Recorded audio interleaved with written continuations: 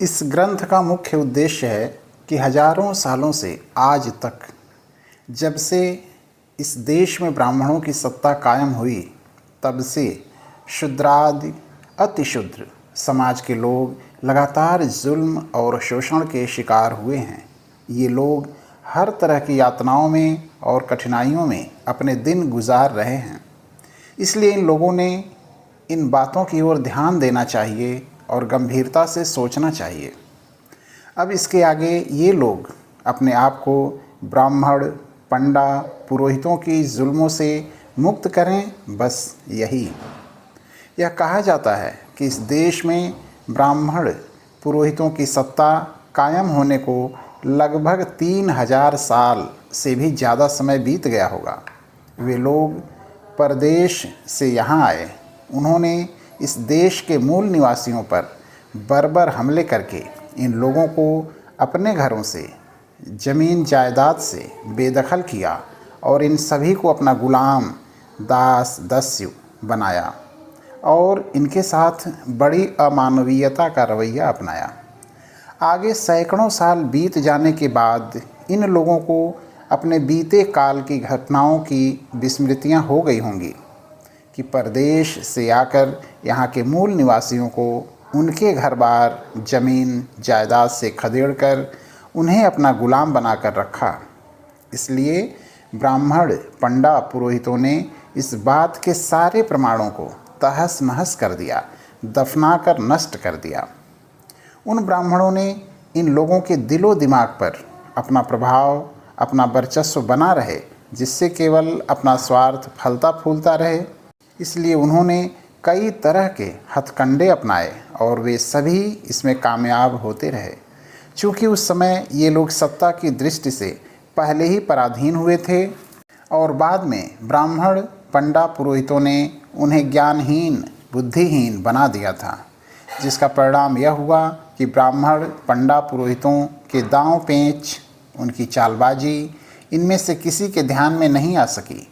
ब्राह्मण पुरोहितों ने इन पर अपना वर्चस्व कायम करके इन्हें हमेशा हमेशा के लिए अपने गुलाम बनाकर रखने के लिए केवल अपने निजी हितों को ही मद्देनज़र रखकर एक से अधिक बनावटी ग्रंथों की रचना करके कामयाबी हासिल की। उन नकली ग्रंथों में उन्होंने यह दिखाने की पूरी कोशिश की कि हमें जो विशेष अधिकार प्राप्त हैं, वे सब हमें ईश्वर द्वारा प्राप्त हैं। इस तरह का झूठा प्रचार उस समय के अनपढ़ लोगों में किया गया और शूद्रादि अतिशूद्रों में मानसिक गुलामी के बीज बोए। उन ग्रंथों में यह भी लिखा गया कि शूद्रों को ब्रह्मा ने पैदा करने का उद्देश्य बस इतना ही था कि इन्होंने हमेशा हमेशा के लिए ब्राह्मण पुरोहितों की मर्जी के खिलाफ कुछ भी नहीं करना चाहिए। मतलब ये ईश्वर को प्राप्त होंगे और इनके जीवन का सार्थक होगा।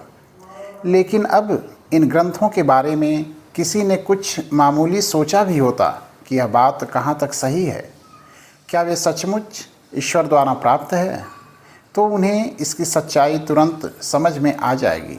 लेकिन इस प्रकार के ग्रंथों से सर्वशक्तिमान सृष्टि का निर्माता जो परमेश्वर है, उसकी समानतावादी दृष्टि को बड़ा गौणत्व प्राप्त हो गया है।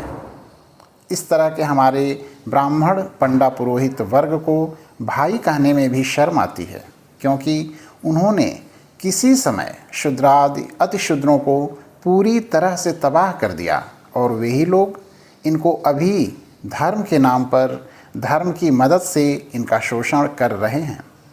एक भाई द्वारा दूसरे भाई पर जुल्म करना यह भाई का धर्म नहीं है।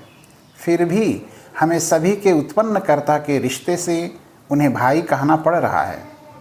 फिर भी उन्होंने केवल अपने स्वार्थ का ध्यान न रखते हुए सिर्फ न्याय बुद्धि से सोचना चाहिए। यदि ऐसा ही है तो उन ग्रंथों को देखकर, पढ़कर हमारे बुद्धिमान अंग्रेज, फ्रेंच, जर्मन, अमेरिकी और अन्य बुद्धिमान लोग अपना यह मत दिए बिना नहीं रहेंगे कि उन ग्रंथों को ब्राह्मणों ने केवल अपने मतलब के लिए लिख रखा है।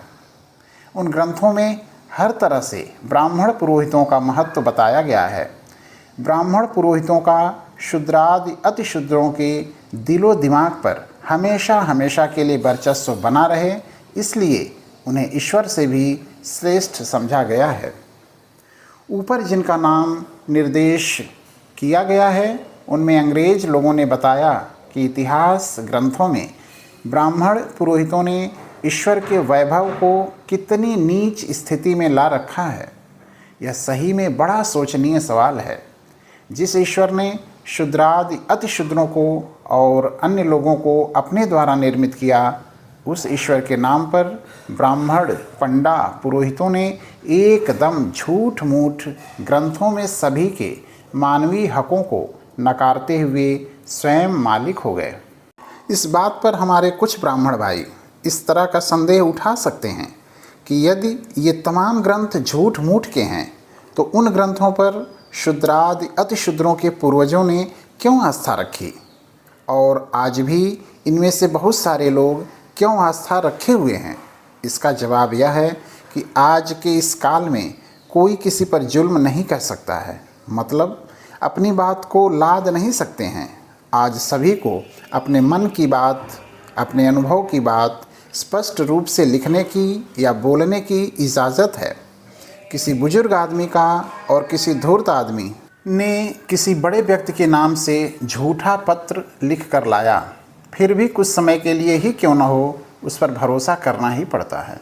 बाद में समय के अनुसार यह झूठा साबित हो ही जाता है। शूद्रादि अतिशूद्र किसी समय ब्राह्मण पंडा पुरोहितों के जुल्म और ज़्यादतियों के शिकार होने की वजह से ही और इन्हें पूरी तरह से अनपढ़ गंवार बनाकर रखने की वजह से उनका पतन हुआ। ब्राह्मणों ने अपने स्वार्थ के लिए समर्थ रामदास के नाम पर झूठे पाखंडी ग्रंथों की रचना करके शूद्रादि अतिशूद्रों को गुमराह किया, और आज भी इनमें से कई लोगों को ब्राह्मण पुरोहित लोग गुमराह कर रहे हैं। यह स्पष्ट रूप से उक्त कथन की पुष्टि करता है। ब्राह्मण पंडा पुरोहित लोग अपना पेट पालने के लिए अपने पाखंडी ग्रंथों द्वारा जगह जगह बार बार अज्ञानी शूद्रों को उपदेश देते रहे, जिसकी वजह से इनके दिलो दिमाग में ब्राह्मणों के प्रति पूज्य बुद्धि उत्पन्न होती रही। ब्राह्मणों ने इनके मन में ईश्वर के प्रति जो भावना है अपने प्रति समर्पित करने के लिए मजबूर किया।